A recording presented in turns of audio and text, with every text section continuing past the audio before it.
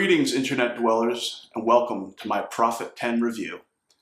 To skip past me yapping about the synthesizer, please fast forward to the time mentioned right above. Okay. I'd like to give a special shout out to John Ilio. He is the gentleman who helped lead towards the fix of the Prophet 10's filter and the Prophet 5's filter.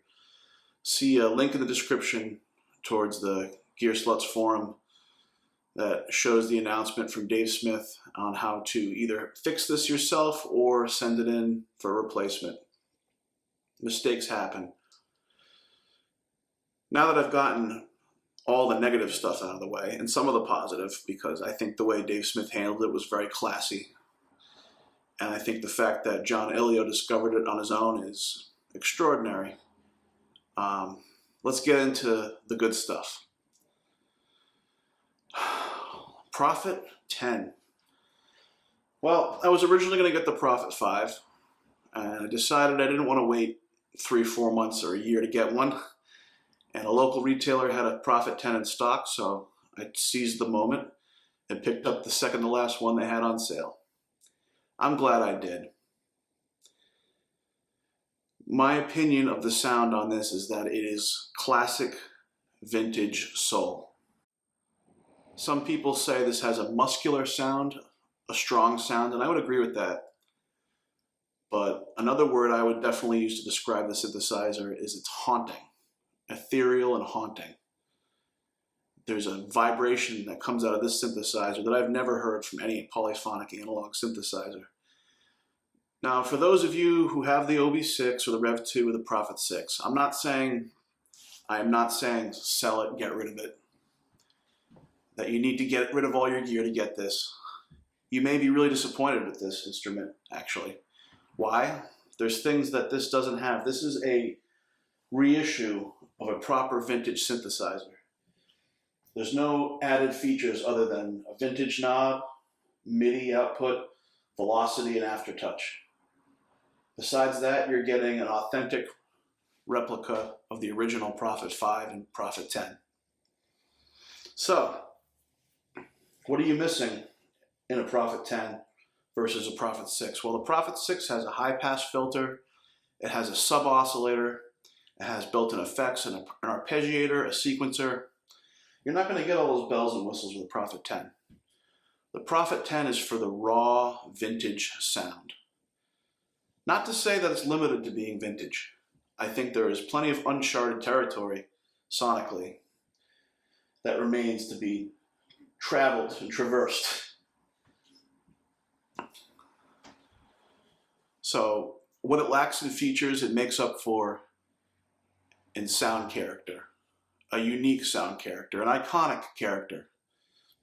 I mean, this synthesizer helped create music as we know it for the last 42 years.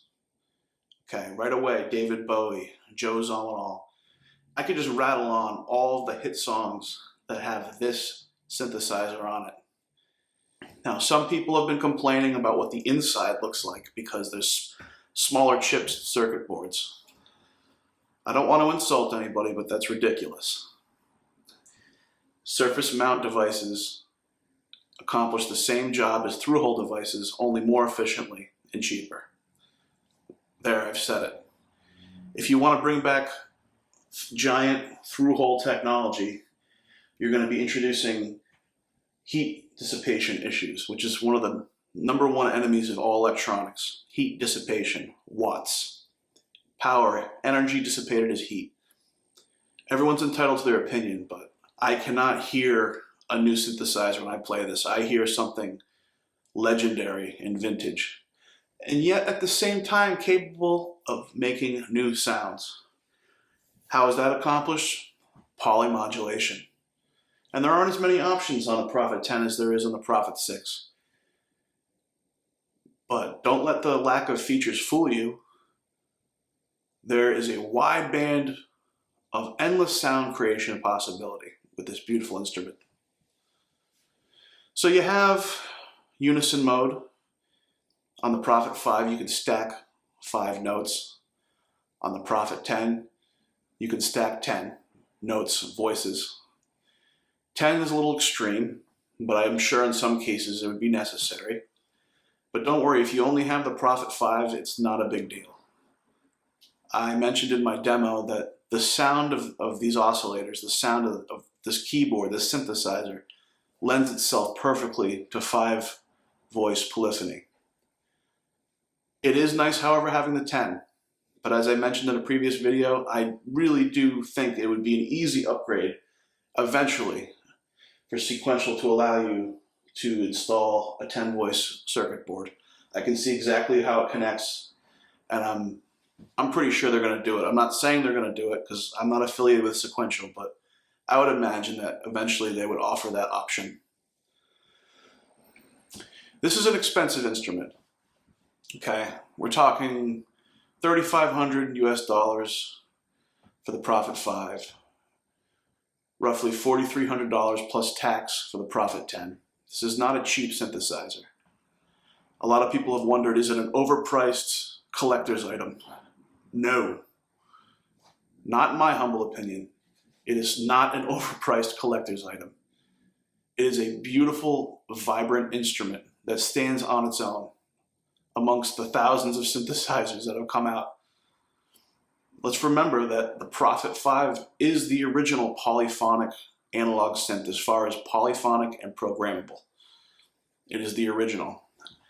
The first synthesizer I ever played was the Roland JX3P, and it's near and dear to my heart.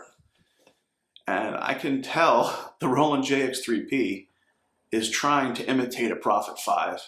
I can tell through the presets alone. And it does have its own character, but nothing sounds like a Prophet 5/Prophet 10.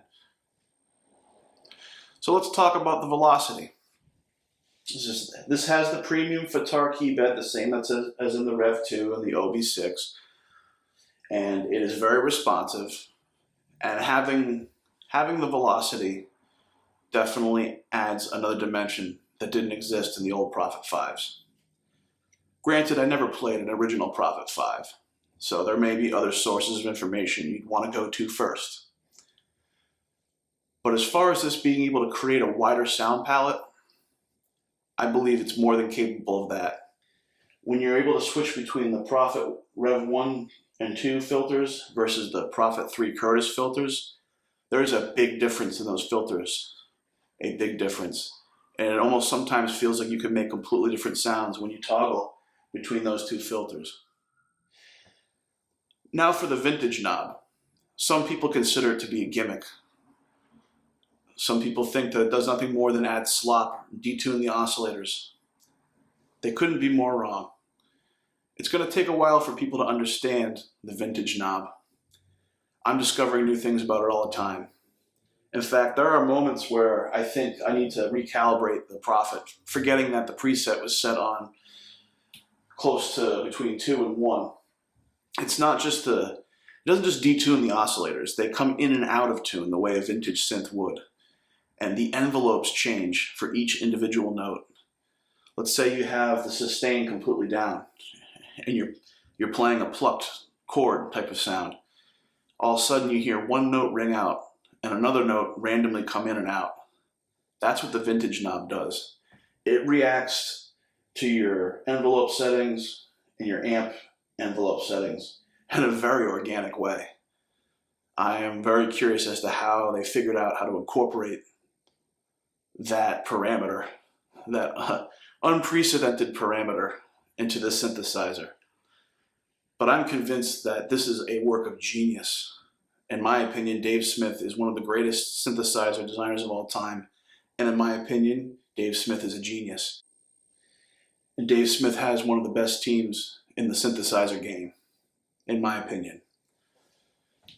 I'm more of a polyphonic synth guy than a mono synth guy. For a mono synth, there's plenty of great companies, Moog, Arturia, etc. I need to have my chords. This Prophet 10 can be a very convincing mono synth. Its unison mode is very powerful. I know a few people have worried about the characteristics of its low end. Is it bassy enough? Oh, sure, you could make some great bass tones with this. But just keep in mind, it doesn't have a sub-oscillator like a Prophet 6 or an OB6. I've played, and I've had the pleasure of playing, many vintage synths throughout my life. And when I play this instrument right here, I forget that I'm playing a new instrument. It's very nostalgic to me. I grew up in the 80s, and just working on sounds and tweaking parameters, I start to have memories of other songs and movie soundtracks. And when I turn this thing on and I just start making sounds, hours go by and I forget where I am.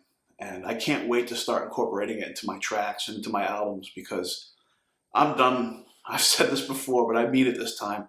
I'm really done with buying synthesizers. I'm moving from GAS to S.A.S. What is GAS? An acronym for Gear Acquisition Syndrome. Well, we're going to turn that around. We're starting a new trend right here, right now, and that's S.A.S. Skill Acquisition Syndrome. Be addicted to acquiring skills. At the end of the day, you don't need a Prophet 10. You don't need any expensive synthesizer. You can go buy a Behringer, you can go buy a Casio. And if you have S.A.S instead of GAS, you're really going to make a difference with your music. Okay, so I'm going to get done yapping right now, and we're going to get right to playing the synthesizer. There'll be some additional shout outs that I will put on the screen. You'll have to read them. Some of you know who you are. You've made some recommendations about certain kinds of sounds you'd like to hear.